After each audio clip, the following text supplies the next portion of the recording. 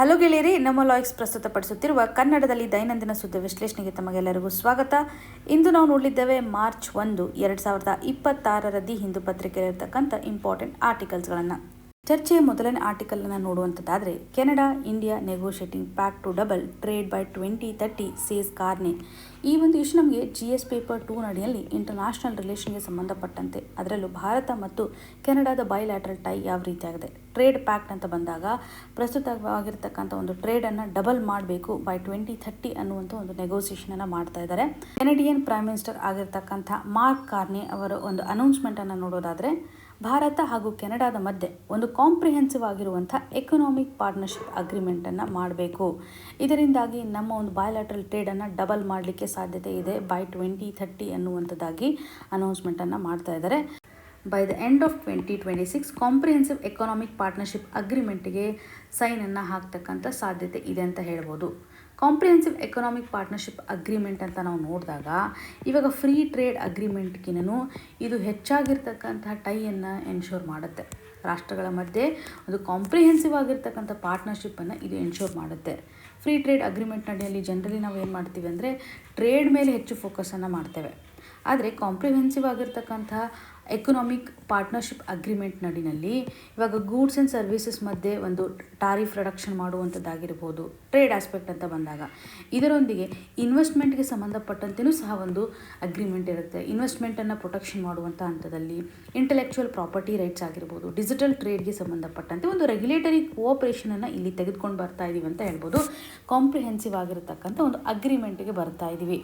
So ಇಲ್ಲಿ cooperation ಅಂತ ಬಂದಾಗ ಯಾವ ಏರಿಯಾ ನಡೆಯಲ್ಲಿ ಕೋಆಪ್ರೇಷನನ್ನು, ಅದರಲ್ಲೂ ಕೆನಡಾಗೆ ಸಂಬಂಧಪಟ್ಟಂತೆ ನಾವು ನೋಡಿದಾಗ ಫುಡ್ ಆ್ಯಂಡ್ ಅಗ್ರಿಕಲ್ಚರ್ ಆಸ್ಪೆಕ್ಟ್ ಅಂತ ಬಂದಾಗ, ಕೆನಡಾದ ಒಂದು ಪೊಸಿಷನ್ ಯಾವ ರೀತಿಯಾಗಿದೆ ಅಂತಂದರೆ, ಅವರು ಒಂದು ಪಲ್ಸ್ ಆಗಿರ್ಬೋದು, ಗ್ರೇನ್ಸ್ ಆಗಿರ್ಬೋದು, ಅಗ್ರಿ ಕಮೋಡಿಟೀಸ್ಗಳನ್ನು ಹೆಚ್ಚು ಎಕ್ಸ್ಪೋರ್ಟ್ ಮಾಡ್ತಾ ಇದ್ದಾರೆ ಅಂತಲೇ ಹೇಳ್ಬೋದು. ಹಾಗಾಗಿ ನಾವು ಯಾವ ರೀತಿ ಅಂತ ಟೈಯನ್ನು ತೆಗೆದುಕೊಳ್ತಾ ಇದ್ದೀವಿ. ಭಾರತದ ಒಂದು ಫುಡ್ ಸೆಕ್ಯೂರಿಟಿಗೆ ಕೆನಡಾದಿಂದನೂ ಸಹ ಫ್ಯೂಚರ್ ಡೇಸಲ್ಲಿ ಈ ಒಂದು ಕೋಆಪ್ರೇಷನ್ ಮುಖಾಂತರ ಸಪೋರ್ಟ್ ಸಿಕ್ಕಲಿದೆ ಅಂತಲೇ ಹೇಳ್ಬೋದು.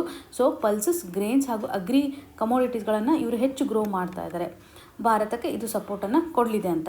ಹಾಗೂ ಎನರ್ಜಿ ನ್ಯೂಕ್ಲಿಯರ್ ಕೋಆಪ್ರೇಷನ್ ಅಂತ ಬಂದಾಗೂ ಸಹ ಯುರೇನಿಯಂ ಸಪ್ಲೈ ಅಂತ ಬಂದಾಗ ಲಾಂಗ್ ಟರ್ಮಲ್ಲಿ ನಮಗಿದು ಬೆನಿಫಿಟ್ ಆಗುತ್ತೆ ಅಂತ ಹೇಳ್ಬೋದು. ನ್ಯೂಕ್ಲಿಯರ್ ರಿಯಾಕ್ಟರ್ ಆಸ್ಪೆಕ್ಟ್ನ ಆಧಾರದ ಮೇಲೆ ನಾವು ಸಾಕಷ್ಟು ಕಂಟ್ರೀಸ್ಗಳೊಂದಿಗೆ ಒಂದು ಟೈಯನ್ನು ನೋಡ್ತಾ ಇದ್ದೀವಿ.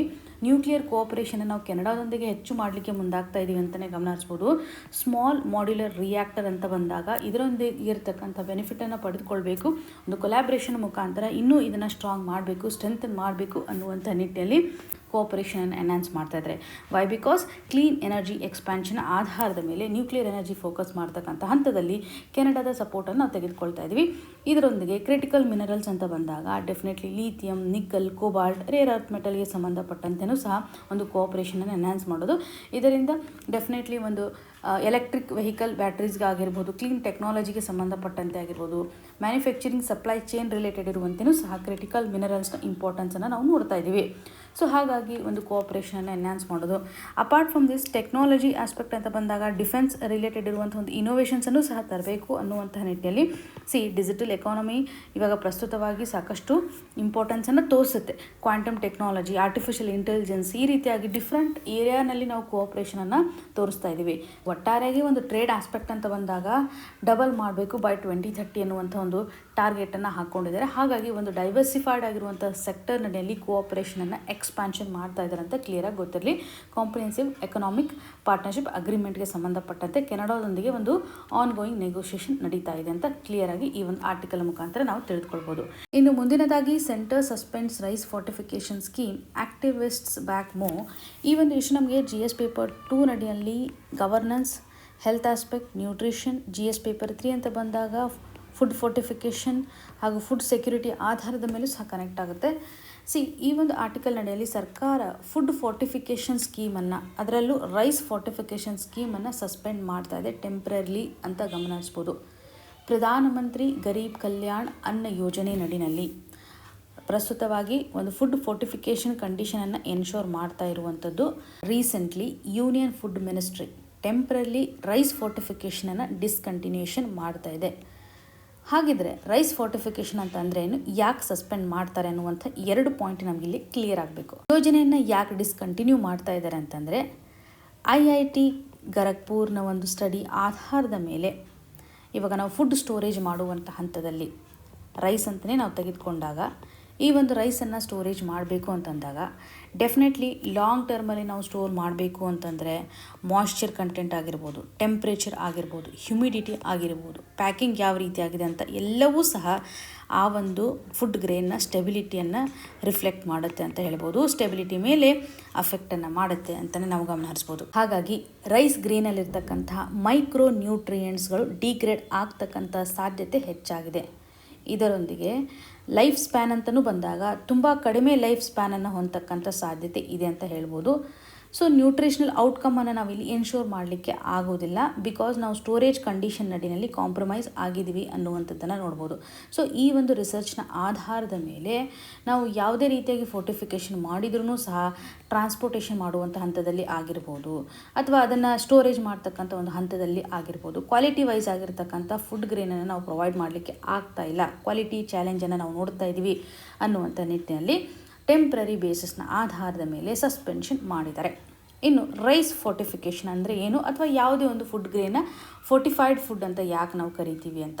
ಫಾರ್ ಎಕ್ಸಾಂಪಲ್ ರೈಸ್ ಫೋರ್ಟಿಫಿಕೇಷನ್ ಅಂತಲೇ ನಾವು ತೆಗೆದುಕೊಂಡಾಗ ನಾವು ರೈಸ್ ಹೆಚ್ಚು ಕನ್ಸ್ಯೂಮ್ ಮಾಡ್ತೀವಿ ಅಂತಂದಾಗ ನಮ್ಮ ದೇಹದಲ್ಲಿ ಕಾರ್ಬ್ಸ್ ಜಾಸ್ತಿ ಹೋಗುತ್ತೆ, ಕಾರ್ಬೋಹೈಡ್ರೇಟ್ನ ಒಂದು ಕಂಟೆಂಟ್ ಜಾಸ್ತಿ ಆಗುತ್ತೆ.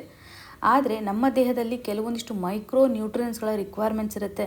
ಮೈಕ್ರೋ ನ್ಯೂಟ್ರಿಯೆಂಟ್ಸ್ಗಳು ಇಲ್ಲ, ಡೆಫಿಷಿಯನ್ಸಿ ಕಂಡೀಷನನ್ನು ತೋರಿಸ್ತಾ ಇದೆ ಅಂತಂದರೆ ಅನಿಮಿಕ್ ಆಗುವಂಥ ಸಾಧ್ಯತೆ ಇರುತ್ತೆ, ಬೇರೆ ರೋಗಗಳಿಗೆ ಒಂದು ಹಾದಿ ಮಾಡಿಕೊಟ್ಟಂಗಾಗುತ್ತೆ. ಹಾಗಾಗಿ vitamins are important. Vitamin B12 ಆಗಿರ್ಬೋದು, ಅಥವಾ ಐರನ್ ಕಂಟೆಂಟ್ ಆಗಿರ್ಬೋದು, ಫಾಲಿಕ್ ಆ್ಯಸಿಡ್ ಆಗಿರ್ಬೋದು, ಎನಿಮಿಕ್ ಕಂಡೀಷನನ್ನು ಕ್ರಿಯೇಟ್ ಮಾಡುವಂಥ ಹಂತದಲ್ಲಿ ಈವನ್ ಹಿಮೋಗ್ಲೋಬಿನ್ಗೆ ಐರನ್ ಕಂಟೆಂಟ್ ತುಂಬ ಇಂಪಾರ್ಟೆಂಟ್ ಆಗುತ್ತೆ. ಇದರ ಆಧಾರದ ಮೇಲೆ ಮೈಕ್ರೋ ನ್ಯೂಟ್ರಿಯೆಂಟ್ ಡೆಫಿಷಿಯನ್ಸಿಯನ್ನು ಹೋಗಲಾಡಿಸ್ಬೇಕು ಅನ್ನುವಂಥ ನಿಟ್ಟಿನಲ್ಲಿ ಮೈಕ್ರೋ ನ್ಯೂಟ್ರಿಯೆಂಟ್ಸನ್ನು ರೈಸ್ಗೆ ಆ್ಯಡ್ ಮಾಡಲಾಗುತ್ತೆ. ರೈಸ್ ಪ್ರೊಸೆಸಿಂಗ್ ಮಾಡುವಂಥ ಒಂದು ಹಂತದಲ್ಲಿ ಮೈಕ್ರೋ ನ್ಯೂಟ್ರಿಯೆಂಟ್ಸನ್ನು ಆ್ಯಡ್ ಮಾಡ್ತಾರೆ.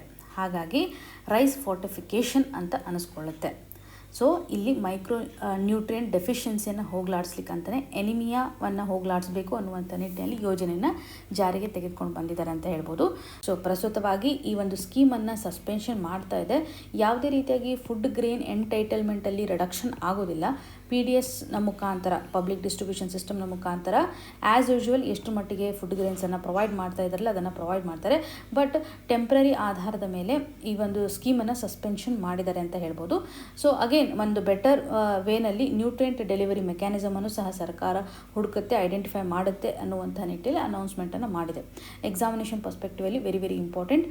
ಮುಂದಿನದಾಗಿ 9 Botswana cheetahs released into Kuno park. ಈ ಒಂದು ಇಶ್ಯೂ ನಮಗೆ GS ಪೇಪರ್ 3 ನಡೆಯಲ್ಲಿ ಬಯೋಡೈವರ್ಸಿಟಿ ಕನ್ಸರ್ವೇಷನ್ಗೆ ಸಂಬಂಧಪಟ್ಟಂತೆ ಕನೆಕ್ಟ್ ಆಗುತ್ತೆ. ಪ್ರಾಜೆಕ್ಟ್ ಚೀತಾ ನಮಗೆ ಇಂಪಾರ್ಟೆಂಟ್. ಇವಾಗ ಬೋಟ್ಸ್ವಾನಾದಿಂದಲೂ ಸಹ ಚೀತಾಗಳನ್ನು ಕೂನೋ ನ್ಯಾಷನಲ್ ಪಾರ್ಕಿಗೆ ಇಂಟ್ರೊಡ್ಯೂಸ್ ಮಾಡ್ತಾ ಇದ್ದಾರೆ ಅಂತ ಗಮನ ಹರಿಸ್ಬೋದು. Very very important for prelims. So ಒಟ್ಟಾರೆಯಾಗಿ 48 ಚೀತಾಗಳು ಪ್ರೆಸೆಂಟ್ ಇದ್ದಾವೆ. ಭಾರತದಲ್ಲಿರುವಂಥ ಚೀತಾ ಪಾಪ್ಯುಲೇಷನ್ ಸದ್ಯಕ್ಕಿರುವಂಥದ್ದು. ಇದರಲ್ಲಿ 28 ಭಾರತದಲ್ಲೇ ಹುಟ್ಟಿರ್ತಕ್ಕಂಥ ಚೀತಾಗಳನ್ನು ನೋಡ್ತಾ ಇದ್ದೀವಿ. ಇನ್ನು 20 ಟ್ರಾನ್ಸ್ಲೊಕೇಟೆಡ್, ಅಂದರೆ ಬೇರೆ ಒಂದು ಏರಿಯಿಂದ ನಾವು ತೆಗೆದುಕೊಂಡು ಬಂದಿದ್ದೀವಿ ಅಂತ ಹೇಳ್ಬೋದು. ಇವಾಗ 3rd batch from Africa. So ಮೊದಲು ನಾವು ತೆಗೆದುಕೊಂಡು ಬಂದಿರತಕ್ಕಂತಹ ಚೀತಾಗಳು ಫ್ರಮ್ ನಮೀಬಿಯಾ ಅಂತ, ಹಾಗೂ ಸೆಕೆಂಡ್ ನಾವು ಸೌತ್ ಆಫ್ರಿಕಾದಿಂದ ತೆಗೆದುಕೊಂಡು ಬಂದಿದ್ದೇವೆ. 3rd ಇವಾಗ ಬೋಟ್ಸ್ವಾನಾದಿಂದ ತೆಗೆದುಕೊಂಡು ಬಂದಿರುವಂಥದ್ದು. ಪ್ರಿಲಿಮ್ಸಲ್ಲಿ ಕೇಳುವಂಥ ಸಾಧ್ಯತೆ ಹೆಚ್ಚು. ಇವಾಗ 2026ರ ಒಂದು ಬ್ಯಾಚ್ 9 ಚೀತಾಗಳನ್ನು ಇಂಟ್ರೊಡ್ಯೂಸ್ ಮಾಡ್ತಾ ಇದ್ದಾರೆ. ನಮೀಬಿಯಾದಿಂದ 8 ಚೀತಾವನ್ನು ಇಂಟ್ರೊಡ್ಯೂಸ್ ಮಾಡಲಾಗಿತ್ತು, ಸೌತ್ ಆಫ್ರಿಕಾದಿಂದ 12. ಸೊ ಈ ಒಂದು ಪ್ರಾಜೆಕ್ಟ್ ಸ್ಟಾರ್ಟ್ ಆದಮೇಲೆ ಸರಿಸುಮಾರು 21 ಚೀತಾಗಳ ಡೆತ್ ಆಗಿರೋದನ್ನು ನೋಡ್ತಾ ಇದ್ವಿ. ಇದರಲ್ಲಿ 9 ಅಡಲ್ಟ್ ಇದೆ, 12 ಕಬ್ಸ್ಗಳ ಒಂದು ಡೆತ್ತನ್ನು ಸಹ ನೋಡ್ಬೋದು. ಸೊ ಈ ಒಂದು ಪ್ರಾಜೆಕ್ಟ್ ನಮಗೆ ತುಂಬ ಇಂಪಾರ್ಟೆಂಟ್ ಯಾಕೆ ಆಗುತ್ತೆ ಅನ್ನುವಂಥದ್ದಾದರೆ, ಭಾರತದಲ್ಲಿ ಚೀತಾಗಳು ಆಲ್ರೆಡಿ ಎಕ್ಸ್ಟಿಂಕ್ಟ್ ಆಗಿರೋದನ್ನು ನೋಡ್ತಾ ಇದ್ದೀವಿ ಸಿನ್ಸ್ ಫ್ರಮ್ 1952. ಸೊ ಈ ಒಂದು ಪ್ರಾಜೆಕ್ಟ್ ಏನಿದೆಯಲ್ಲ, for the first time intercontinental translocation of large carnivore ಅಂತ ಕರಿತೇವೆ. ಸೊ ಈ ಒಂದು ಚೀತಾ ಕಾರ್ನಿವೋರ್ಗೆ ಬಿಲಾಂಗ್ ಆಗುತ್ತೆ, ಟಾಪೆಸ್ಟ್ ಪ್ರಿಡೇಟರ್ ಅಂತ ಅನಿಸ್ಕೊಳ್ಳುತ್ತೆ. ಸೊ ಇಲ್ಲಿ ಚೀತಾಗಳನ್ನು ರೀಇಂಟ್ರೊಡ್ಯೂಸ್ ಮಾಡಿರುವಂಥ ಹಂತದಲ್ಲಿ ಒಂದು ಕಾಂಟಿನೆಂಟಿಂದ ಇನ್ನೊಂದು ಕಾಂಟಿನೆಂಟ್ಗೆ ತರ್ತಾ ಇರುವಂಥ ಪ್ರಾಜೆಕ್ಟ್ ಆಗಿರೋದ್ರಿಂದ first inter continental translocation project ಅಂತಲೇ ಗಮನ ಹರಿಸ್ಬೋದು.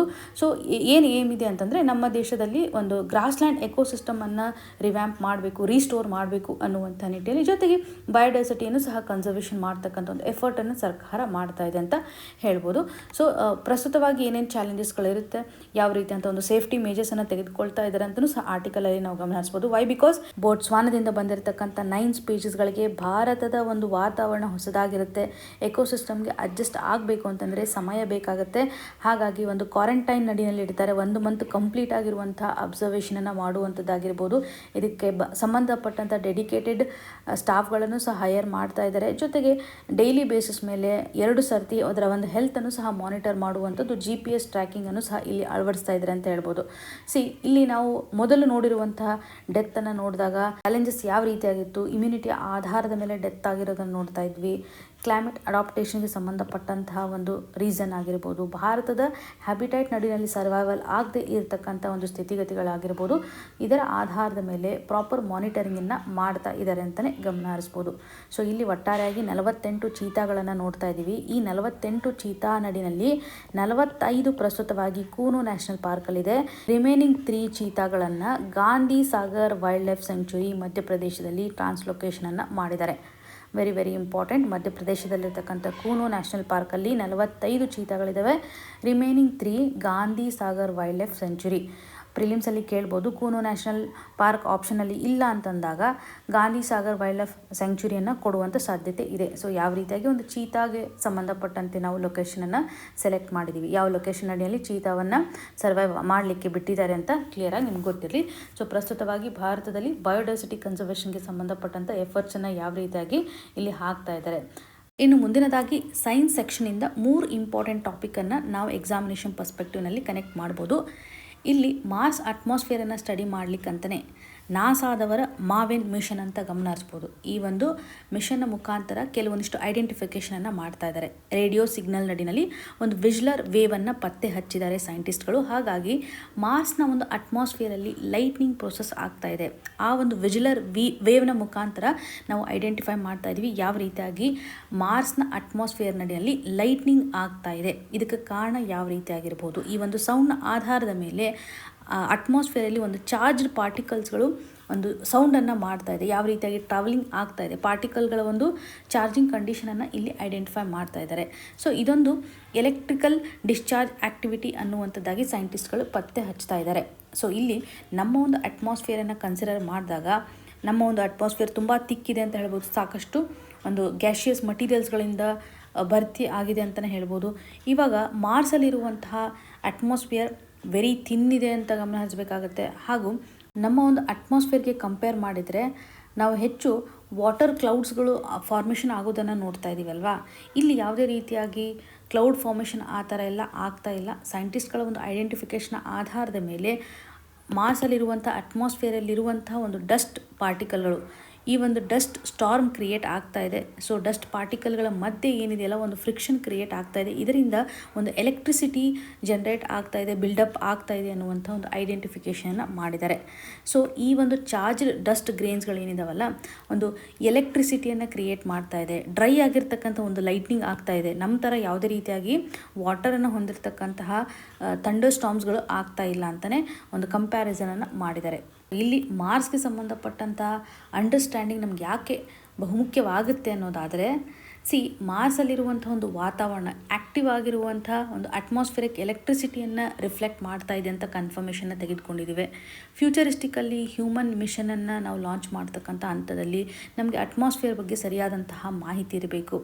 ಅದರಲ್ಲೂ ಯಾವ ರೀತಿಯಾಗಿ ಒಂದು ಪ್ಲಾನೆಟರಿ ಅಟ್ಮಾಸ್ಫಿಯರ್ ಬಿಹೇವ್ ಮಾಡುತ್ತೆ ಅನ್ನುವಂಥ ಕ್ಲಾರಿಟಿಯನ್ನು ತೆಗೆದುಕೊಳ್ಳಲಿಕ್ಕೆ. ಸೊ ಇಲ್ಲಿ ಒಂದು ಕಂಪ್ಯಾರಿಸನ್ ಏನಂತಂದರೆ, ನಮ್ಮ ವಾತಾವರಣದ ಅಡಿನಲ್ಲಿ ಡೆನ್ಸ್ ಆಗಿರುವಂತಹ ಆಕ್ಸಿಜನ್ ರಿಚ್ ಇರುವಂಥ ಕಂಟೆಂಟನ್ನು ನೋಡ್ತಾ ಇದ್ದೀವಿ. ಅದೇ ಇವಾಗ ಮಾರ್ಸ್ ಅಂತ ಬಂದಾಗ ಇಲ್ಲಿ ಕಾರ್ಬನ್ ಡೈಆಕ್ಸೈಡ್ ಡಾಮಿನೇಟೆಡ್ ಇರ್ತಕ್ಕಂಥ ಕಂಡೀಷನ್ಸನ್ನೇ ಗಮನ ಹರಿಸ್ಬೋದು. ಸೊ ನಾಸಾದವರ ಮಾವೆನ್ ಮಿಷನ್ನ ಮುಖಾಂತರ ಮಾರ್ಸ್ನ ಅಪ್ಪರ್ ಅಟ್ಮಾಸ್ಫಿಯರನ್ನು ಅರ್ಥ ಮಾಡ್ಕೊಳ್ತಾ ಇದ್ದೀವಿ.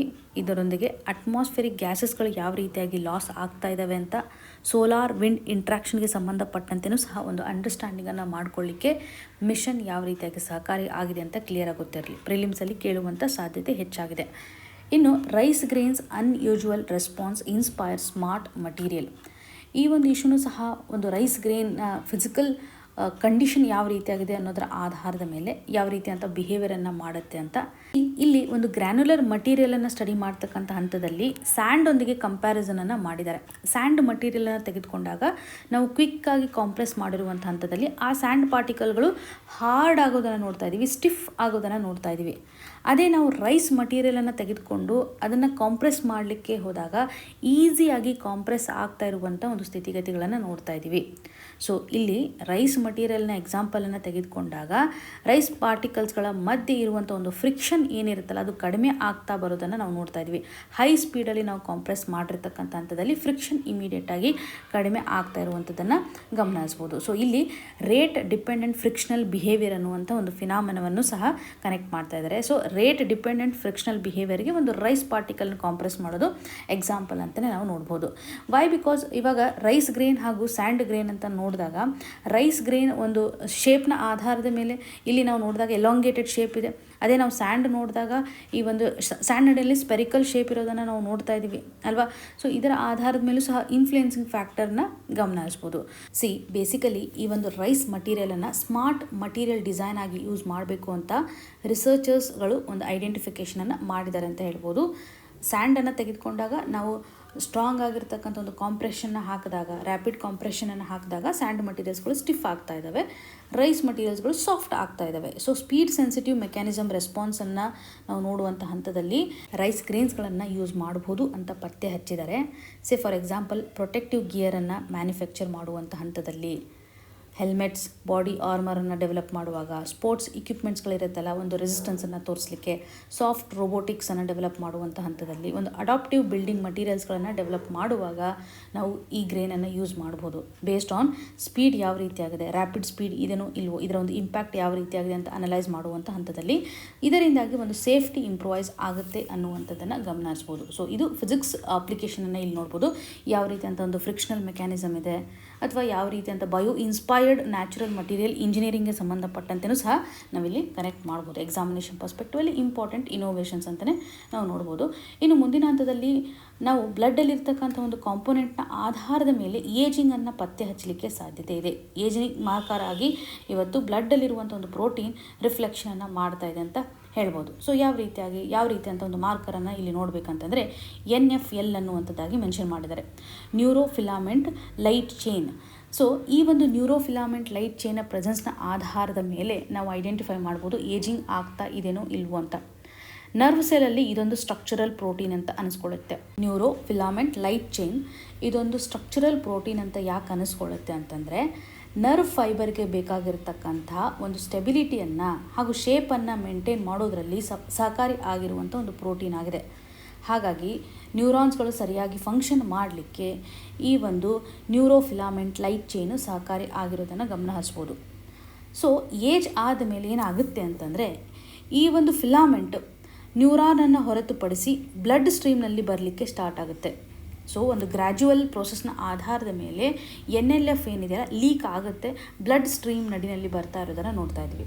ಹಾಗಾಗಿ ಬ್ಲಡ್ ಕಂಟೆಂಟ್ ನಡಿನಲ್ಲಿ ಈ ಒಂದು ಫಿಲಾಮೆಂಟ್ ಪ್ರೆಸೆನ್ಸ್ ಇದೆ ಅಂತಂದಾಗ ಆಟೋಮೆಟಿಕ್ಲಿ ಏಜ್ ಆಗ್ತಾ ಇದೆ ಅಂತ ನಾವು ಐಡೆಂಟಿಫೈ ಮಾಡ್ಬೋದು. ಸೈಂಟಿಸ್ಟ್ಗಳು ಐಡೆಂಟಿಫೈ ಮಾಡಿರೋ ಪ್ರಕಾರ ಕೆಲವೊಂದಿಷ್ಟು ಸ್ಪೀಷೀಸ್ಗಳ ಮೇಲೆ ಎಕ್ಸ್ಪೆರಿಮೆಂಟನ್ನು ಮಾಡಿದ್ದಾರೆ. Human blood sample, cat, dog ಈ ರೀತಿಯಾಗಿ ಸ್ಪೀಷೀಸ್ಗಳ ಬ್ಲಡ್ ಸ್ಯಾಂಪಲನ್ನು ತೆಗೆದುಕೊಳ್ಳೋದ್ರ ಮುಖಾಂತರ ಯಾವ ರೀತಿಯಾಗಿ NFL ಲೆವೆಲ್ ಇದೆ ಅಂತ ಏಜ್ನ ಆಧಾರದ ಮೇಲೆ ಬ್ಲಡ್ ಸ್ಟ್ರೀಮ್ ನಡಿಯಲ್ಲಿ ಕನ್ಸಿಸ್ಟೆಂಟಾಗಿ ರೈಸ್ ಆಗ್ತಾ ಇರೋದನ್ನು ನಾವು ನೋಡ್ತಾ ಇದ್ದೀವಿ.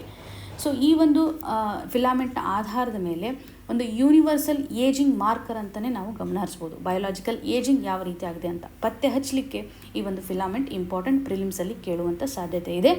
ಇದರೊಂದಿಗೆ NFL ಒಂದು ಕಂಟೆಂಟ್ನ ಆಧಾರದ ಮೇಲೂ ಸಹ ನ್ಯೂರೋಲಾಜಿಕಲ್ ಡಿಸಾರ್ಡರ್ಸನ್ನು ಸಹ ಪತ್ತೆ ಹಚ್ತಾರೆ. ಅಲ್ಝಿಮರ್ ಡಿಸೀಸ್ ಆಗಿರ್ಬೋದು ಅಥವಾ ಮಲ್ಟಿಪಲ್ ಸ್ಕ್ಲಿರೋಸಿಸ್, ಪಾರ್ಕಿನ್ಸನ್ ಡಿಸೀಸಸ್ ಅಂತ ಕಾಣ್ತೀವಲ್ಲ, ಈ ಒಂದು ಡಿಸೀಸಸ್ಗಳನ್ನು ಮಾನಿಟರ್ ಮಾಡ್ತಕ್ಕಂಥ ಹಂತದಲ್ಲಿ NFL ಕಂಟೆಂಟನ್ನು ಟ್ರ್ಯಾಕ್ ಮಾಡ್ತಾರೆ, ಅನಲೈಸ್ ಮಾಡ್ತಾರೆ ಅಂತಲೇ ನಾವು ನೋಡ್ಬೋದು. ಸೊ ಇವತ್ತು ಡಿಸ್ಕಸ್ ಮಾಡಿರ್ತಕ್ಕಂಥ ಆರ್ಟಿಕಲ್ಸ್ಗಳು ನಿಮಗೆ ನೀಟಾಗಿ ಅರ್ಥ ಆಗಿದೆ ಅಂತ ನಾನು ಭಾವಿಸ್ತಾ ಇದ್ದೀನಿ. ಏನೇ ಕನ್ಸರ್ನ್ ಇದ್ರೂ ಸಹ ಕಮೆಂಟ್ನ ಮುಖಾಂತರ ತಿಳಿಸಿಕೊಡಿ ಅಂತ ಹೇಳ್ತಾ ಆಲ್ ದ ವೆರಿ ಬೆಸ್ಟ್. ಧನ್ಯವಾದಗಳು.